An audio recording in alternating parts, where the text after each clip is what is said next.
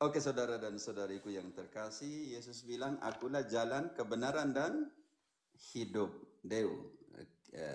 Yohanes 14 ayat 6. Dan mulai saat itu semua pengikut Yesus dinamakan jalan baru. Ini penting sekali saudara dan saudari untuk memahami jalan baru ini. Kita harus pulang kembali kepada pernyataan Yesus. Akulah jalan, kebenaran, dan hidup. Yohanes 14 ayat 6. Kata Yesus kepadanya, akulah jalan dan kebenaran dan hidup. Tidak ada Dan seorang pun. Ya, saya ulangi Romo ya. Kata Yesus kepadanya, akulah jalan dan kebenaran dan hidup. Tidak ada seorang pun yang datang kepada Bapa kalau tidak melalui aku. Ingat, tidak seorang pun datang kepada Bapa kalau tidak melalui aku. Dan setelah kebangkitannya dan kenaikannya ke surga, gereja perdana, gereja Kristen dikenal sebagai jalan baru.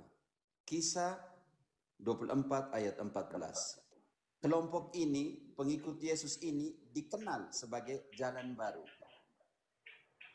Silakan, Dek. Ya. Kisah Para Rasul 24 ayat 14. Tetapi aku mengakui kepadamu bahwa aku berbakti kepada Allah nenek moyang kami dengan menganut jalan Tuhan, yaitu jalan yang mereka sebut sekte. Aku percaya kepada segala sesuatu yang ada tertulis dalam hukum Taurat dan dalam kitab nabi-nabi. Terjemahan asli mengatakan jalan baru. Tetapi tidak apa. Ayat 22-nya, Dew.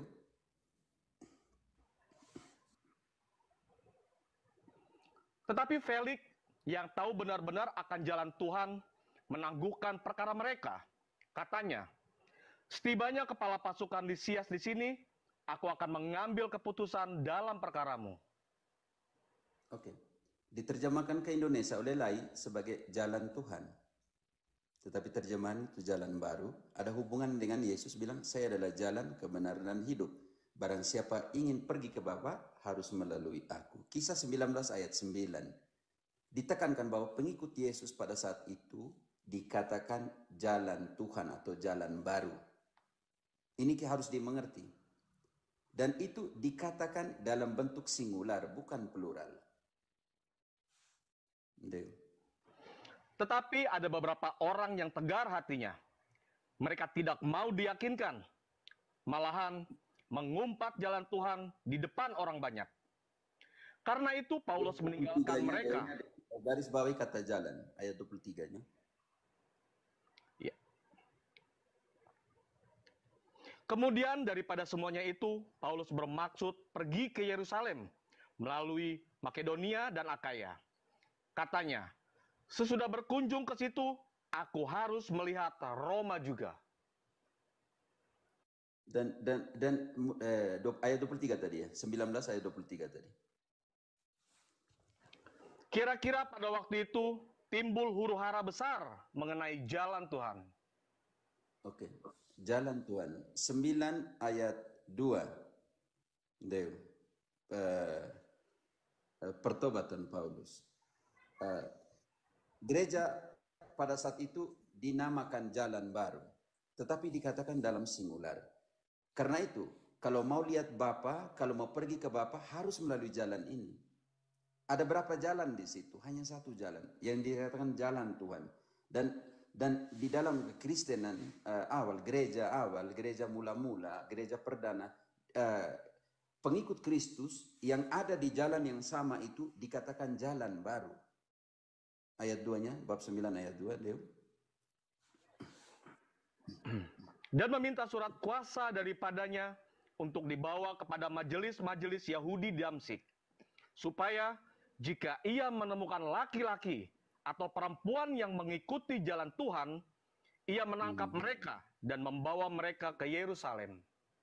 Dari pernyataan ini sudah ditutup bahwa hanya satu jalan yang dinamakan jalan Tuhan. Kekristenan, gereja pada saat itu dikenal dengan nama jalan baru atau jalan Tuhan. Tidak ada opsi banyak jalan. Makanya Yesus bilang, kembali kepada Yohanes 14 ayat 6 Deu, minta maaf. Yohanes 14 ayat 6. Kata Yesus kepadanya, Akulah jalan dan kebenaran dan hidup. Tidak ada seorang pun yang datang kepada Bapa kalau tidak melalui aku. Saudara dan saudariku, selamat datang di jalan baru ini. Satu-satunya jalan. Tidak ada jalan yang lain. Ini persoalan yang tidak dimengerti oleh Protestantisme. Bahwa tidak ada jalan lain. Di sana tidak disebut jalan-jalan. Berapa jalan? Hanya satu jalan saja. Dan gereja perdana, Kristen perdana, dan sampai sekarang hanya satu jalan ini. Tidak ada jalan lagi menuju Bapa, yaitu jalan baru ini. Jalan Kristus punya. Yang di dalam terjemahan Indonesia bagus dikatakan jalan Tuhan. Tetapi dalam Yunani, dalam Vulgata dikatakan jalan baru. Atau dalam Spanyol, Nuevo Camino. Tidak ada lagi caminar yang lain. Tidak ada lagi jalan yang lain. Hanya satu jalan ini. Oke. Yang kedua, saudara dan saudariku yang terkasih, kalau kita sandingkan ke dalam pengalaman Nuh, bahwa Allah menyelamatkan Nuh dan keluarganya melalui berapa perahu, Pater Jeff? Berapa perahu yang diselamatkan? Charlie, ada berapa perahu yang digunakan Allah untuk menyelamatkan? Satu, tidak ada dua, apalagi tiga. Satu saja, tidak ada dua. Ini penting sekali. Karena itu ada tipologi perahunya Nuh dan perahunya Petrus. Ini penting sekali dalam konsep ini. Seperti Allah menyelamatkan Nuh menggunakan satu perahu, Deu, Kejadian 7 ayat 1. Dan kita lihat ada dua kesempatan di mana Petrus ditempatkan. Pentingnya dua perahu Petrus dalam pengertian, satu perahu Petrus di dalam Lukas 5, dalam Yohanes 21 ayat, nanti kita konsentrasi di ayat 11 sebentar. Sekarang kita mau lihat lagi tipologi dari perahu itu. Dan untuk naik ke perahunya Petrus harus melalui pembaptisan nanti. Oke, saudara dan saudariku yang terkasih, kita kembali. Melalui berapa perahu Allah menyelamatkan Nuh dan keluarganya? Kejadian 7 ayat 1. Satu, Romo. Kejadian 7 ayat 1. Lalu berfirmanlah Tuhan kepada Nuh, masuklah ke dalam bahtera itu, engkau dan seisi rumahmu, sebab engkaulah yang kulihat benar di hadapanku di antara orang zaman ini. Dan ayat 21, apa yang terjadi dengan mereka yang ada di luar perahu itu? Lalu mati binasalah segala yang hidup, yang bergerak di bumi, burung-burung, ternak, dan binatang liar, dan segala binatang merayap yang berkeriapan di bumi, serta semua manusia. Yang diselamatkan adalah mereka yang ada di dalam perahu. Gambaran tentang perahu Nuh ini diulangi kembali dalam 1 Petrus 3 ayat 20-21. Garis bawahi perahu Nuh. 1 Petrus 3, 20-21. Tadi Charlie bilang 15 menit tidak kemampuan, ya benar sekali. Ini belum masuk, ini masih pembukaan. Ya. Okay. 1 Petrus 3 ayat 21 ya, Romo. 20-21. Yaitu kepada roh-roh mereka yang dahulu pada waktu Nuh tidak taat kepada Allah, ketika Allah tetap menanti dengan sabar waktu Nuh sedang mempersiapkan bahteranya, di mana hanya sedikit, yaitu 8 orang yang diselamatkan oleh air bah itu. Garis bawahi, Allah menyelamatkan Nuh dan keluarganya melalui perahu atau bahtera Nuh, tetapi melalui air bah. Dan dalam perjanjian baru ini, saudara-saudara, syarat untuk naik ke dalam bahtera ini adalah ayat 21, melalui pembaptisan. Juga kamu sekarang diselamatkan oleh kiasannya, yaitu baptisan. Maksudnya bukan... Lanjut, maksudnya bukan? Maksudnya bukan untuk membersihkan kenajisan jasmani, melainkan untuk memohonkan hati nurani yang baik kepada Allah oleh kebangkitan Yesus Kristus. Jadi pembaptisan menyelamatkan, Dan pembaptisan adalah syarat untuk naik ke bahtera ini. Oke, saudara dan saudariku yang terkasih, kalau begitu bagaimana tipologi bahtera perahu Nuh ini dengan Petrus? Ketika Yesus memanggil Petrus, Lukas 5 ayat 1, Deu, ke perahu siapa yang Yesus pilih? Pada suatu kali, Yesus berdiri di pantai Danau Genesaret. Sedang orang banyak mengurumuni dia hendak mendengarkan firman Allah. Ia melihat dua perahu di tepi pantai. Nelayan-nelayannya telah turun dan sedang membasuh jalannya. Ia naik ke dalam salah satu perahu itu, yaitu perahu Simon. Dan menyuruh dia... Perahunya siapa? Simon, Romo. Dan dia mengajar dari perahunya Simon. Lanjut sedikit. Dan menyuruh dia supaya menolakkan perahunya sedikit jauh dari pantai. Lalu ia duduk dan mengajar orang banyak dari atas perahu. Ayat 10.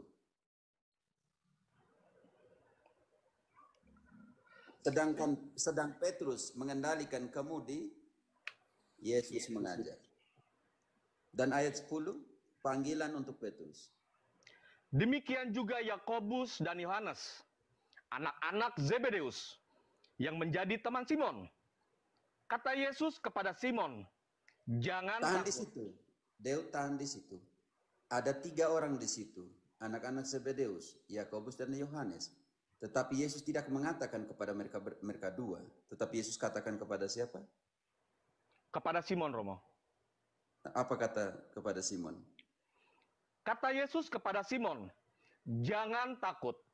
Mulai dari sekarang, engkau akan menjala manusia. Oke, sandingkan ke perahu Simon yang sama di dalam Yohanes 21. Deu, ayat 1.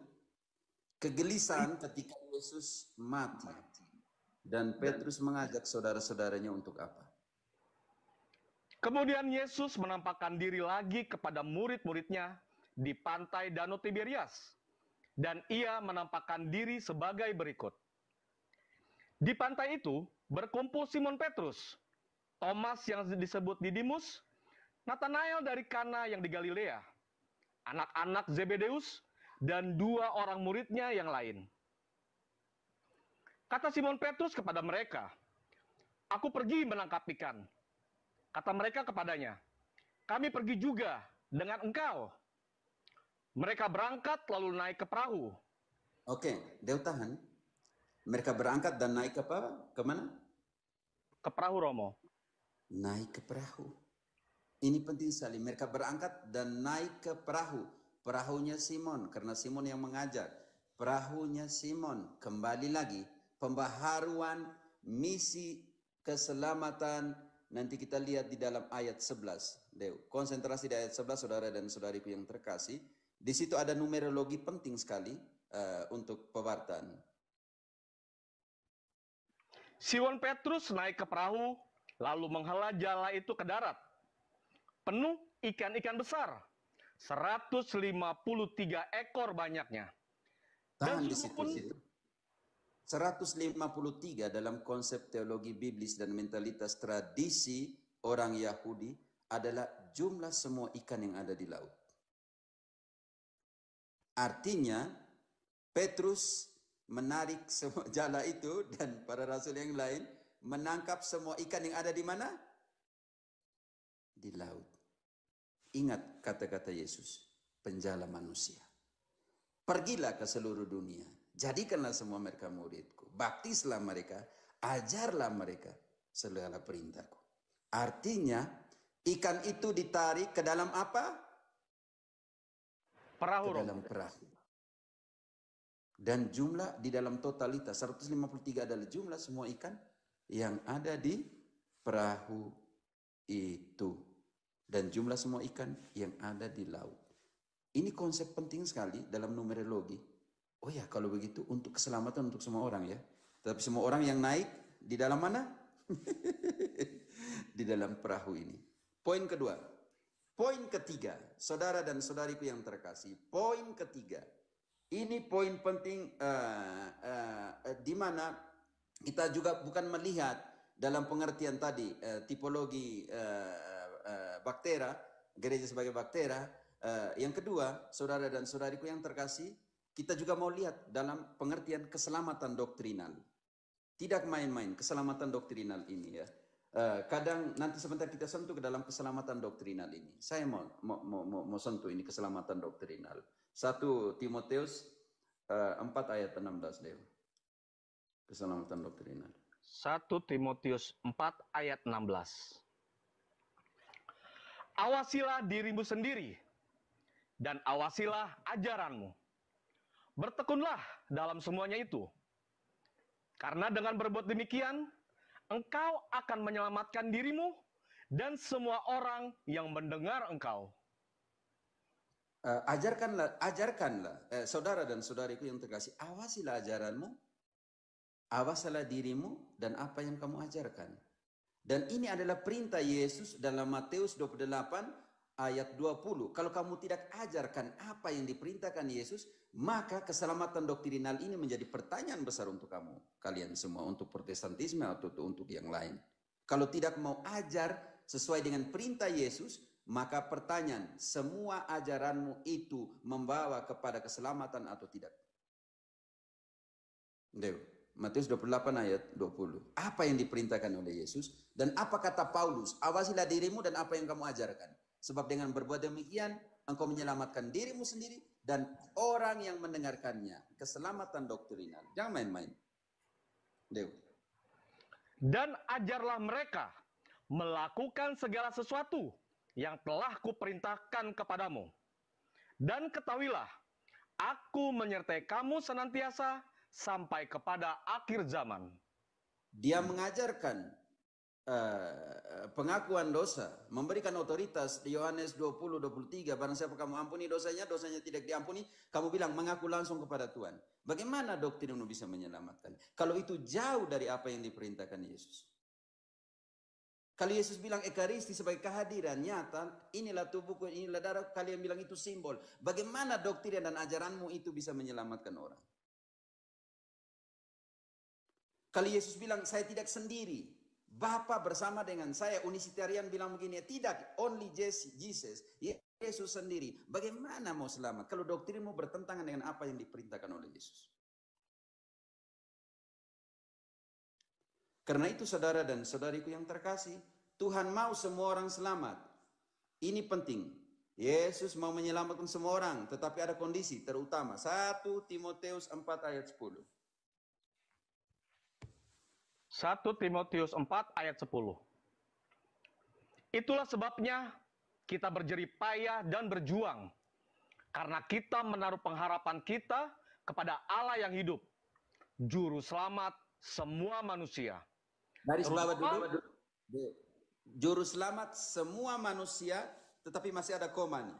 Juru Selamat semua manusia, koma, terutama mereka yang percaya. Garis bawahi, terutama mereka yang percaya. Dan semua yang mereka yang percaya ini bersatu atau bercerai-berai. Kisah 2 ayat 44. Kisah 2 ayat 44. Ingat, terutama Kristus adalah penyelamat semua orang, terutama mereka yang percaya. Garis bawah, terutama mereka yang percaya. Apakah mereka yang percaya ini harus tercerai-berai dalam 60 denominasi atau mereka yang percaya ini bersatu? Oke.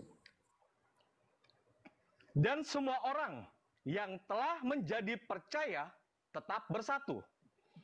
Dan segala kepunyaan mereka adalah kepunyaan bersama. Garis bawahi, semua yang percaya ini tetap bersatu. Bersatu. Dan bersatunya di mana? Mereka yang di sana, mereka yang di sini dikumpulkan dan disatukan di dalam satu tubuh. Efesus 2 ayat 15. 16. Efesus 2 ayat 15, 16. Sebab dengan matinya sebagai manusia, ia telah membatalkan hukum Taurat dengan segala perintah dan ketentuannya, untuk menciptakan keduanya menjadi satu manusia baru di dalam dirinya, dan dengan itu mengadakan damai sejahtera, dan untuk memperdamaikan keduanya di dalam satu tubuh. Di dalam berapa tubuh? Satu. Jadi semua mereka yang percaya itu tetap bersatu. Bersatu dalam satu tubuh. Dan apa itu tubuh? Kolose 1 ayat 18. Kolose 1 ayat 18. Ialah kepala tubuh, yaitu gereja. Artinya semua mereka yang percaya tadi bersatu di dalam satu tubuh, yaitu bersatu di dalam satu gereja.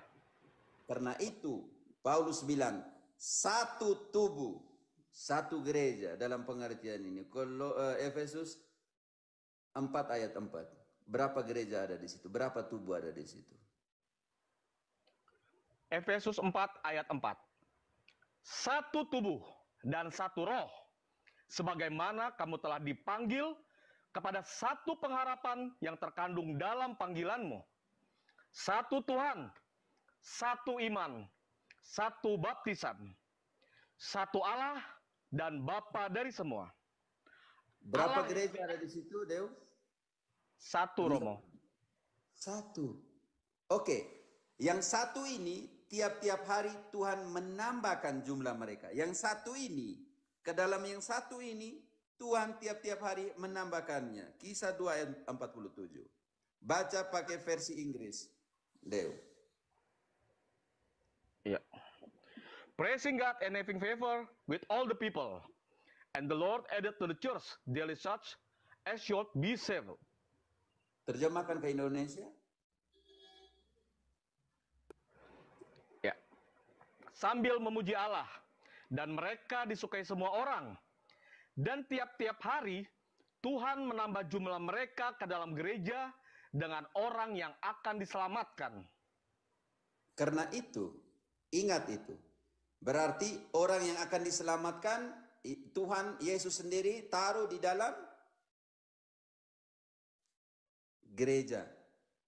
Dan di dalam gereja ini adalah orang-orang yang diselamatkan. Karena itu gereja adalah kepenuhan dari Kristus itu sendiri. Catat penting Katolik, gereja adalah kepenuhan dari Kristus, dari kepala itu sendiri. Efesus 1, 22-23. Efesus 1 ayat 22 sampai dengan 23. Dan segala sesuatu, maaf saya ulangi, dan segala sesuatu telah diletakkannya di bawah kaki Kristus. Dan dia telah diberikannya kepada gereja sebagai kepala dari segala yang ada. Gereja yang adalah tubuhnya, yaitu kepenuhan dia, yang memenuhi semua dan segala sesuatu. Gereja yang ada adalah tubuhnya, adalah kepenuhan dari Tuhan itu sendiri dalam segala sesuatu. Itu tidak main-main. Karena itu, kalau gereja adalah kepenuhan dari Kristus itu sendiri, maka apa yang dilakukan oleh Kristus untuk gerejanya? Satu, dia harus pelihara gerejanya. Efesus 5 ayat 29. Siapa yang memelihara gerejanya? Efesus 5 ayat 29. Sebab tidak pernah orang membenci tubuhnya sendiri, tetapi mengasuhnya dan merawatinya, sama seperti Kristus terhadap gereja. Siapa yang merawati, memelihara gerejanya? Kristus sendiri. Dan karena itu adalah tubuhnya, adalah kepenuhan dari dia sendiri, maka dia harus mencintainya. Ayat 25.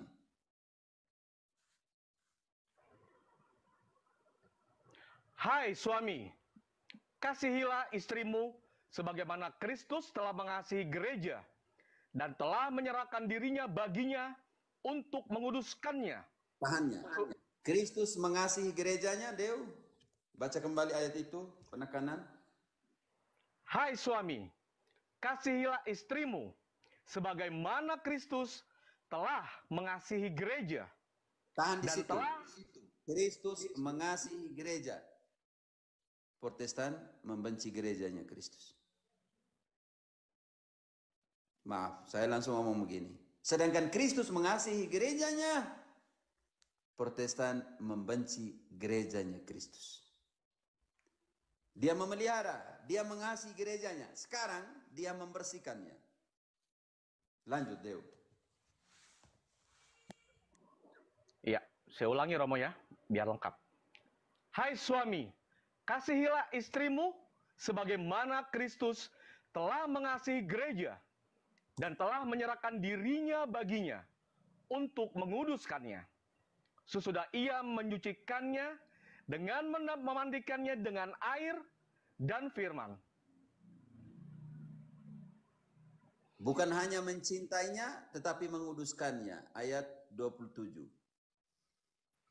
Supaya dengan demikian, ia menempatkan gereja di hadapan dirinya dengan cemerlang, tanpa cacat atau kerut, atau yang serupa itu. Tetapi supaya gereja kudus dan tidak bercela. Karena dia kudus dan tidak bercela, pegang semua teman-teman kitab suci yang kalian. Dan sekarang lihat, kalau dia sudah pelihara, dia sudah mengasihi gerejanya, dia sudah menyucikannya dan meletakkannya tak bercela di hadapannya, sekarang kita akan tahu pasti ini ayat, masih banyak tapi ayat terakhir saya mau tutup ini supaya berikan kesempatan kepada teman-teman bagaimana siapa yang menyelamatkan gerejanya. Kalau mau selamat, masuk sini toh supaya dia selamatkan gerejanya. Ayat 23 Deo. Efesus 5 ayat 23. Karena suami adalah kepala istri, sama seperti Kristus adalah kepala gereja. Dialah yang menyelamatkan gereja. Siapa yang menyelamatkan? Yesus Kristus. Karena itu jangan lupa naik ke perahu ini. Walaupun ombang-ambing ya. Walaupun ombang-ambing dan Petrus bilang, Tuhan, jika engkau ada di sana, jika engkau yang menyuruh saya untuk naik di perahu ini, mampukanlah saya berjalan di atas badai. Kalau kita membandingkan dengan doanya Petrus. Jadi saudara-saudariku yang terkasih, ayat terakhir ini Deo, masih banyak ayat, tetapi saya mau supaya karena pembagian tugas dan waktu, baca kembali ayat terakhir ini. Siapa yang menyelamatkan tubuhnya atau gerejanya? Karena suami adalah kepala istri, sama seperti Kristus adalah kepala gereja. Dialah yang menyelamatkan tubuh. Dialah yang menyelamatkan tubuh. Saudara dan saudariku yang terkasih, kita selalu bertanya, pertanyaan eksistensial. Dari mana kita datang, di mana kita tinggal, dan kemana kita akan pergi. Tetapi pertanyaan saya, kita pergi ke sana melalui apa? Sarana apa? Mobil apa yang kita pergi untuk pergi ke Jakarta? Kendaraan apa? Grab atau apa? Tapi pertanyaan saya, ketika tadi Yohanes 14 ayat 6, akulah jalan, kebenaran dan hidup. Barang siapa ingin pergi ke Bapa melalui aku. Dan aku ini, Yesus ini, memberikan kepenuhannya di dalam gerejanya. Apakah kalian tidak mau ke sini? Makanya Yesus bilang kepada Petrus, di atas batu karang ini aku akan mendirikan gerejaku dan tak satu pun kuasa maut akan menghancurkannya. Dan Matius 28 ayat 20, ajarkan semua yang saya perintahkan dan aku akan menyertai kalian sampai akhir zaman. Dialah yang menyelamatkan gerejanya. Berbahagialah mereka yang ada di gerejanya, di mana dia mau selamatkan gerejanya. Pertanyaan berikutnya teman-teman mungkin sebentar dalam elaborasi. Kalau begitu bagaimana mereka yang ada di luar? Saya hanya omong sekarang bagaimana mereka yang ada di dalam. Oke, mau selamat? Naik ke perahu Nuh, baktera Nuh. Jangan lupa naik juga ke bakterianya Petrus. Terima kasih.